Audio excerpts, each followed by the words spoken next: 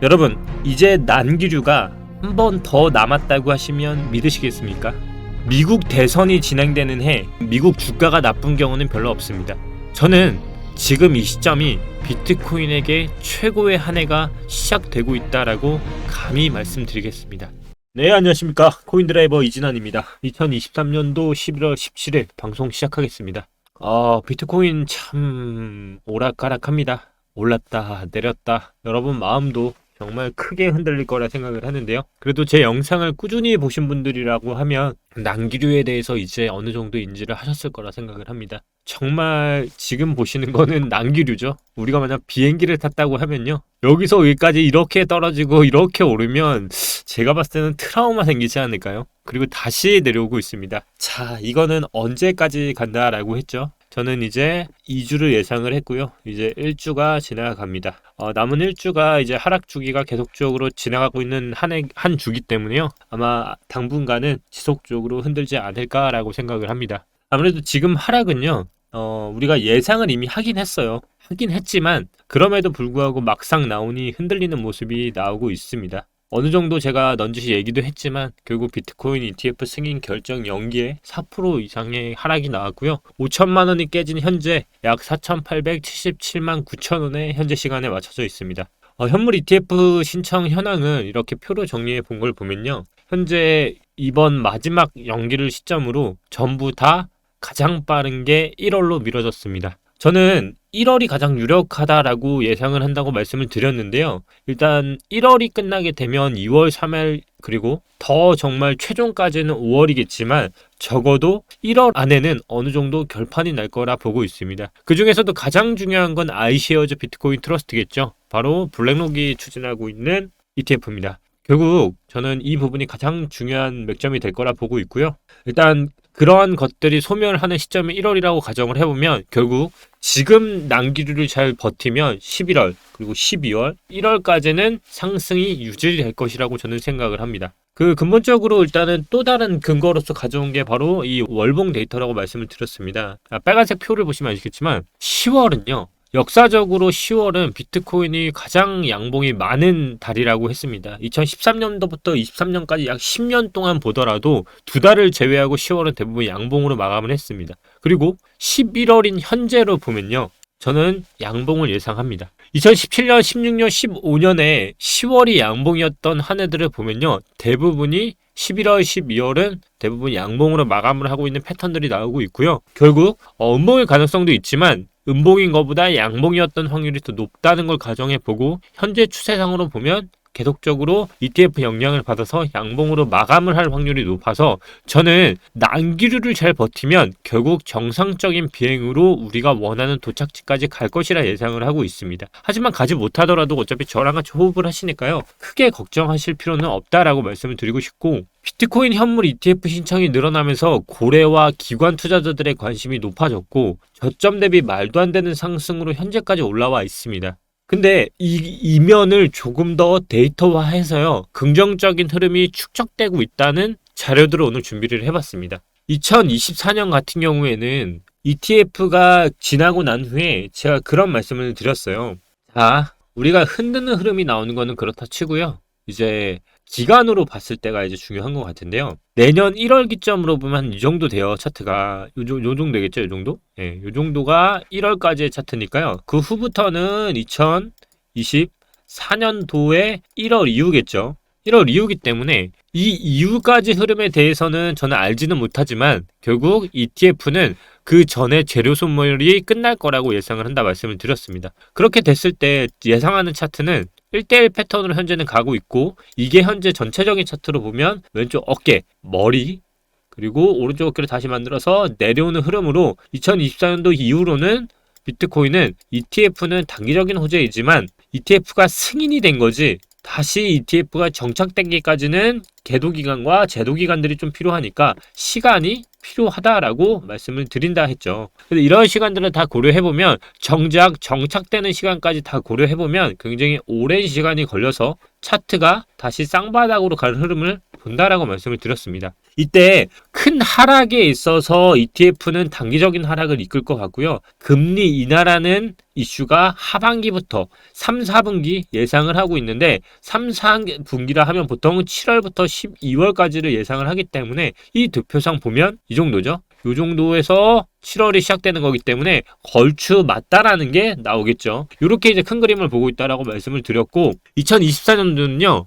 세계 정세에 가장 많은 영향을 미칠 만한 선거와 정치 일정들이 참 많습니다. 1월에는 대만의 총통선거, 잘 아시다시피 중국과 미국 그리고 대만이 지금 굉장히 반도체 때문에 많이 껴있죠. 지리상으로도 굉장히 중요한 요점에 놓여있는 대만의 총통선거가 있고요. 3월에는 러시아 대선이 있습니다. 푸틴이 다시 한번 대통령을 출마한다라고 공식 선언을 했죠. 4월에는 국내 총선이 있습니다. 6월에는 EU 의회 의장 선거가 있고요. 11월에는 미국의 대선이 예정되어 있습니다. 자, 우리 다시 한번 이 그림을 기억해 볼게요. 여기서 제가 큰 흐름상 이렇게 본다고 가정을 해볼게요. 모양이 좀 그렇긴 한데요.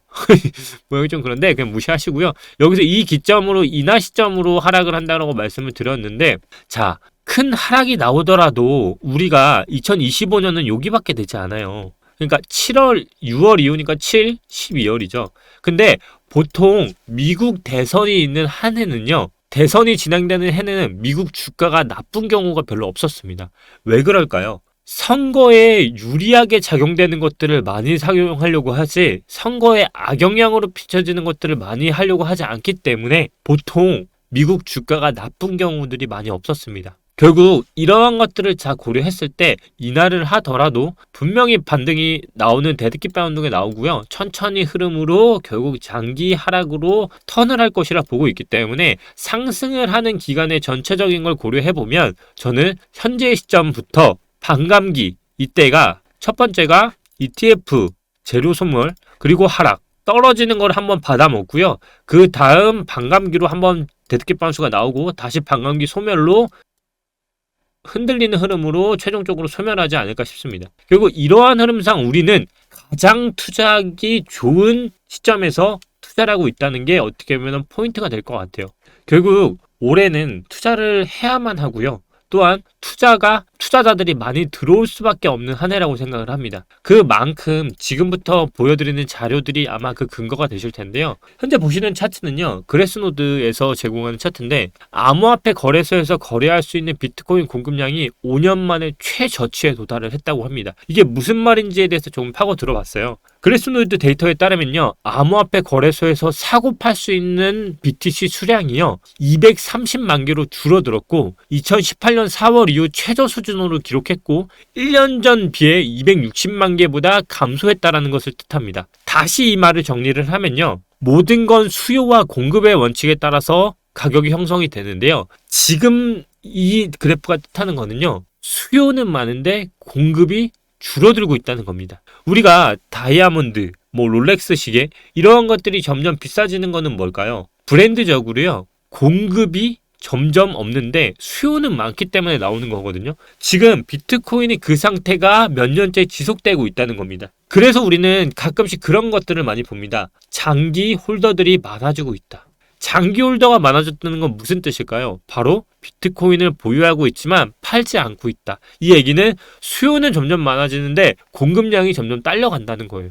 그래서 블룸버그 애널리스트 인텔리전스 소속 암호화폐 마켓 애널리스트인 제이미 쿠츠가요. 최근 암호화폐 강세 움직임이 전적으로 미국 BTC 현물 ETF 승인 가능성에 대한 기대감 때문이라는 건 누구나 맞다라고 하지만 그게 옳지 않다라는 거예요. 11월 초 기준 두 번의 매입 후 이를 BTC 주도성도가 84만 4천 개로 사상 최대치를 기록했다. 전체 순환하는 공급량의 16% 이상이요. 비트코인 장기 보유 투자자가 늘고 있다는 것을 반증하고 있다는 것을 봤을 때 지금 ETF 가능성뿐만 아니라 장기 홀더들이 계속적으로 많아지는 것 또한 상승에 있어서 그 기대감을 높이고 있다고 말을 합니다. 수요가 약간 증가하면 이 상황에서 만약에 수요가 약간 증가하면 어떻게 될까요? 바로 가격이 빠르게 상승할 가능성이 있다는 거예요. 우리는 이 시점에 정말 주목할 필요가 있습니다. 공급은 없는데 수요는 누군가가 그 불씨를 지피면 정말 빠르게 상승할 수 있다는 거예요.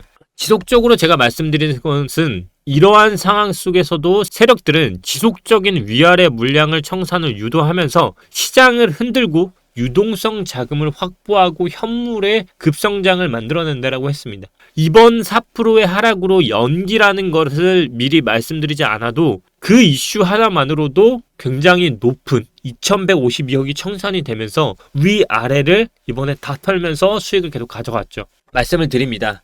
상승장에는요, 세력의 노름에 놀아나지 말고 상승장은 존버만이 답이라고요. 지금 현재 차트에서 우리가 보아야 할 것은 이 보라색 박스를 이탈하느냐 아니냐입니다. 근데 우리는 지금 벌써 첫 번째 하락을 맞이했고 두 번째 상승까지 나왔습니다. 그리고 이제 한 번에 더 하락이 나온다고 하면 이제는 지지를 두 번 사용했기 때문에 방향성이 나오는 시점에 다다르기 시작할 겁니다. 저는 그것을 이제 하락주기인 일주라고 표현을 하고 있는데요. 이 하락주기가 지나면 이제 본격적인 방향이 나오기 시작할 겁니다. 이번 ETF 신청이 21일 한 번 더 연기가 되면 그때 한 번 더 하락이 나오고 있을 수 있지만 저는 그게 상승으로 가는 길목이라고 하면 마지막 매수 타이밍일 수 있다 보고 그게 아니라고 하면 정말 턴을 하는 흐름이 나오겠죠. 하지만 지금의 근거들은 대부분 상승을 가리키고 있다라고 보고 있습니다. 또 다른 반증으로는 업비트 거래소의 저점 대비요 10배 이상의 올라간 거래량입니다. 11월 기준으로 보고 월초 기준으로 보면요. 거래량이 10배 이상의 볼륨이 쌓여 있다는 것을 볼 수 있습니다.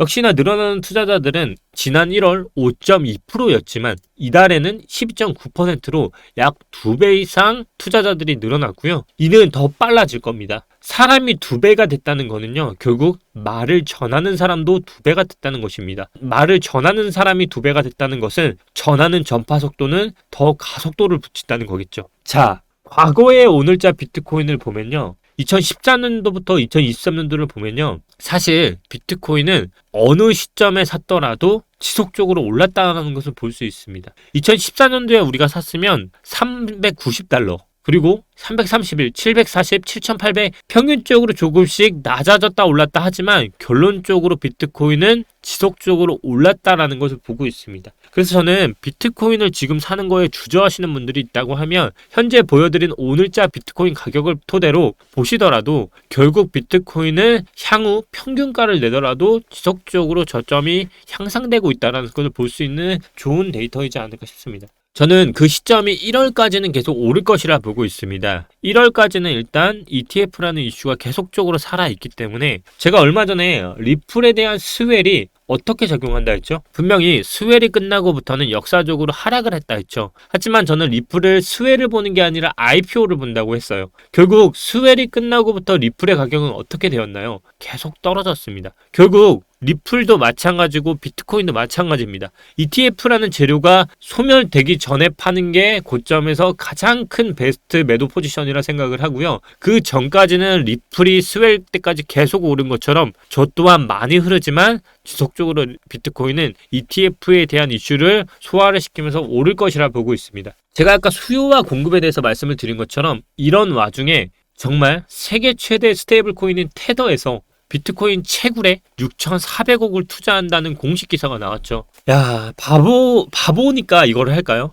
아까 뭐라고 했죠? 공급은 줄어드는데 수요는 늘어가고 있다. 그러면 공급을 늘리기 위해서 이 사람이 투자한 거는 채굴이라는 포지션입니다. 자, 그러면 이 6,400억을 투자하는 스테이블 코인은 테더인 CEO가 6,400억을 투자해서 채굴을 한다고 하면 앞으로 수요가 늘어날까요? 아니죠. 공급이 그걸 캐기 위해서 더 많은 시간과 돈을 쓰면서 남은 비트코인에 대한 전체 공급량을 누군가가 빨리 캐기 위해서요. 공급량이 점점 줄어들 것이라 저는 예상을 합니다. 결국 비트코인은 미래적인 가치로 봤을 때 지속적으로 올릴 것이라 생각을 하고요. 앞으로 미래에는 누가 더 많이 보유한 사람이 시세를 가지고 놀 수 있느냐가 남겠죠. 또 다른 근거로는 바로 포모 시즌에 대한 스타트 히얼 지점인데요. 이 하얀색 이 스타트 히얼이 바로 RSI 지표가 71대 구간입니다. 근데 이 지표들을 잘 보시면 체크를 하셔야 하는 게 70이 넘는 구간마다 비트코인은 지속적으로 상승을 했습니다. 초록색 체크 포인트 보이시죠? 이 초록색 체크 포인트를 잘 보시면 70이 넘는 시점에 비트코인은 지속적으로 올랐습니다. 자, 58배, 24배, 3.8배 모든 구간이 70을 넘을 때마다 비트코인은 다 올랐습니다.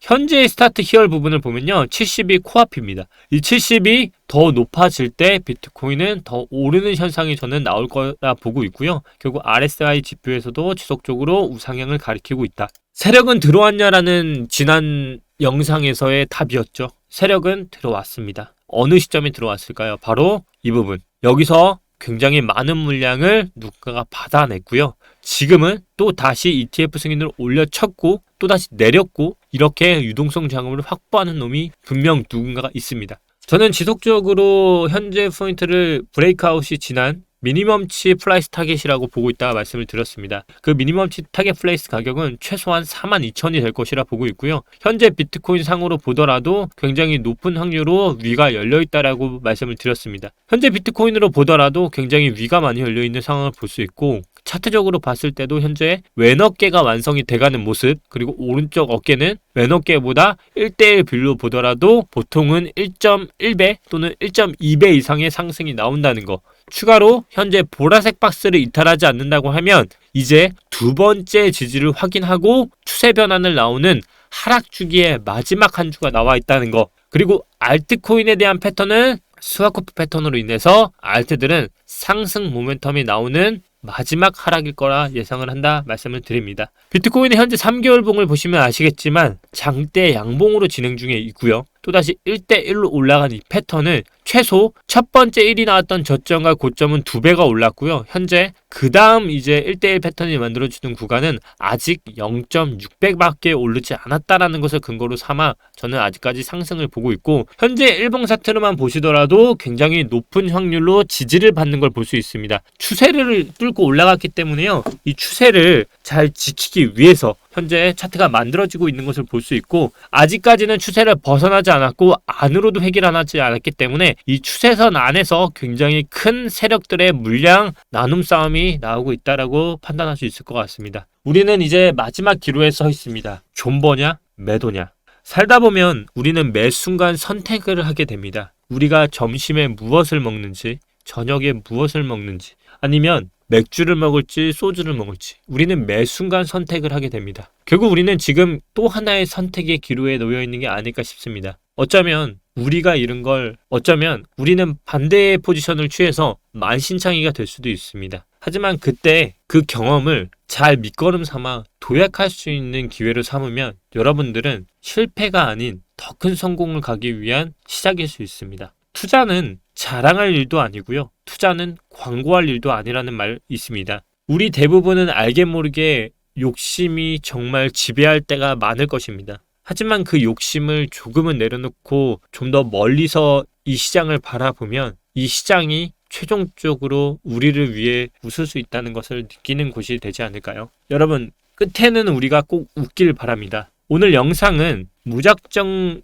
상승을 위한 영상은 아닙니다. 항상 말씀드리지만 기준점은 보라색 박스가 이탈하느냐 안 하느냐 이게 정말 중요할 거라 생각을 하고 있고요. 보라색 박스가 이탈을 하면 그때는 정말 시장 자체가 반전을 한 것일 겁니다. 하지만 그게 아니라고 하면 우리는 이제 정말 태풍의 눈에서 중심부를 벗어나서 가장 큰 외곽 지역에서 바람이 많이 부는 지역을 지나가고 있는 비행기가 아닐까 싶습니다. 여러분, 오늘은 첫눈이 왔습니다. 이 첫눈이 정말 이 시장의 또 다른 메시지라고 생각을 하시면서 마지막 하락 주기가 시작되는 한 주를 잘 버티시면 웃을 날이 오지 않을까요?